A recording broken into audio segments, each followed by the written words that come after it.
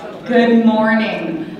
Thank you so much for coming to our session, Why Serve Plant-Based Vegetarian School Lunches? Because they're good for kids and they're good for Kids Planet. My name is Barbara Gates, and I am the founder and director of Lean and Green Kids. The mission of Lean and Green Kids is to teach kids in the classroom and the cafeteria about the life-changing, planet-saving benefits of eating plant-based meals. I started the mission to bring plant-based school meals into the mainstream when my first child, Jack, was entering kindergarten, and that was close to 15 years ago. I had no idea what I was getting into. My goal here today is to talk about an important resolution that passed in 2003 and to spark a dialogue, a healthy, open-minded, courageous dialogue. The term plant-centered vegetarian is used throughout the resolution and was very carefully selected language. Often conventional vegetarian meals utilize cheese. Cheese sandwiches, macaroni and cheese quesadillas.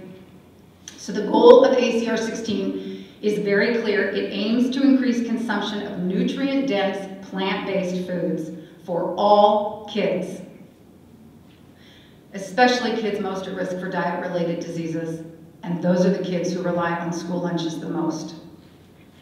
Well, first of all, Superintendent Torlickson's Team California for Healthy Kids, this initiative aligns perfectly with the goals of that campaign, where the goal is to make healthy choices and easy choices. Well, healthy choices do include vegetarian options, and they, as Barbara shared, the traditional thinking is that which might be a lacto-ovo, which includes milk products and egg products.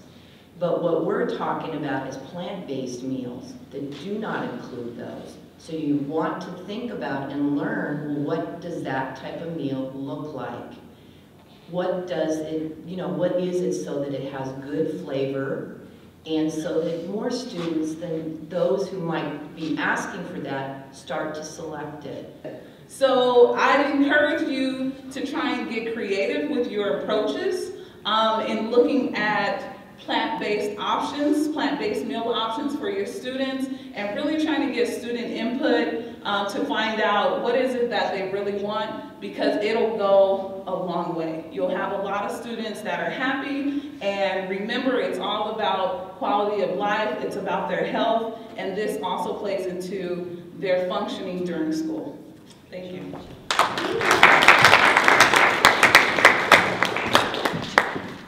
Today we're talking about plant-based options, and for me, where I am today, plant-based literally means saving lives. So, period. So one of the first things I did was re-educate myself, because I didn't know what I didn't know. As I said, the vegan for me was somebody they need to eat more food, they need to get some sunlight. They just need to go out and get out in the sun. And so I learned, and I started doing research, and started listening to experts, and did the research. So Barbara mentions Dr. Colin Campbell, the China study, read his books, read Michael Pollan, read his books, read from many other professional sources, if you will, about plant-based diets and the impact on not only our health, but the health of our society. And I thought, wow, where was I? I mean, was I under a rock or what? I mean, it was just like it was a brand new world for me. And it was pretty exciting, because I thought, wow, we can make a difference. All of us can make a difference. So it's up to us, all of us in this room. So not only offering the plant-based options, but also educating the community at large. I mean, I'm a true believer that you hold that key. There's a few of us that hold the key, that golden key, and you're one of them. I'll leave you with this last message that I just recently read. It's about a child along the beach taking starfish, and he's throwing them back in the water, and somebody walks up to him and says, what are you doing? He says, well, you know, these starfish are going to die. If I leave them out here on the beach, they're just going to die. He says, are you kidding? There's miles and miles and miles of starfish, and you know, the tide's gone back. He said, you'll never make a difference. And he picked up another starfish and he said, but I will to this one. And he throws it back in the water. And that's the challenge I give you.